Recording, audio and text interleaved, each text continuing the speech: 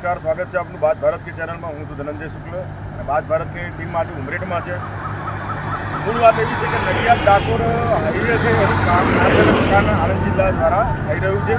ક્યાંક RCC road બની રહ્યો છે નવો, ક્યાંક જૂના ડામરના રોડ ઉપર રિસર્ફેસિંગનું કામ કરાઈ રહ્યું છે। વચ્ચે પણ ઘણી વખત મીડિયામાં આ વિષય ઉઠ્યો હતો અને આજે ફરી ઉઠી રહ્યો છે।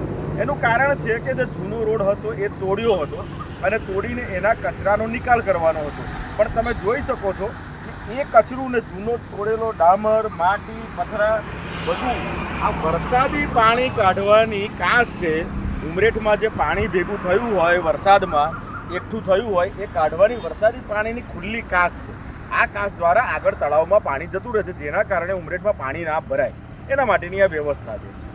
હવે સમજમાં એ નથી આવતું કે આ માર્ગ અને મકાન વિભાગના કોન્ટ્રાક્ટરની શું આયોજન છે, શું પ્લાનિંગ છે એ લોકો જાણે। પરિસ્થિતિ એવી છે કે આ બધો કચરો કાંસમાં પૂરી દીધો છે, કાંસ આખી થઈ ગઈ છે પેક। એક બાજુ હવામાન વિભાગ દ્વારા માવઠાની અને વાવાઝોડા સાથે વરસાદની પણ આગાહી થઈ રહી છે અને ચોમાસું નજીક છે। કેરળમાં ચોમાસું આવી ગયું છે, 10-12 દિવસમાં ગુજરાતમાં આવવાનું છે અને એવા સમયે જો વરસાદ વહેલો આવી જાય અને ઉમરેઠમાં પાણી ભરાય તો એ વરસાદનું પાણી આ કાંસમાંથી નીકળશે કેવી રીતે? માર્ગ અને મકાન વિભાગના અધિકારી શ્રી અને એન્જિનિયર શ્રીઓએ અહીં આવીને જોવું જોઈએ કે શું આ યોગ્ય છે। કચરાનો નિકાલ કરવાની જગ્યાએ કચરો બધો આ કાંસમાં નંખાઈ રહ્યો છે અને આ થવાથી જ્યારે જો માવઠું પડે ને વરસાદ વધારે પડે અને ઉમરેઠમાં પાણી ભરાય, પાણી આગળ જાય નહીં, તેનું જવાબદાર કોણ?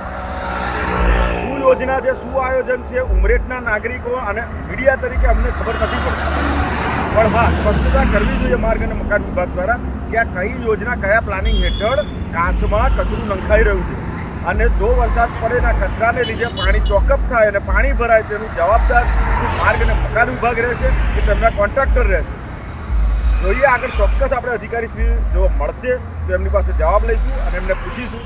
પણ હાલ આ પરિસ્થિતિ તમે જોઈ શકો છો કે આખી વરસાદી પાણીની કાંસ પૂરાઈ ગઈ છે કચરાથી, ડામરથી, માટીથી, પથરાથી। આભાર, ધનંજય શુક્લ, જોતા રહો બાત ભારત।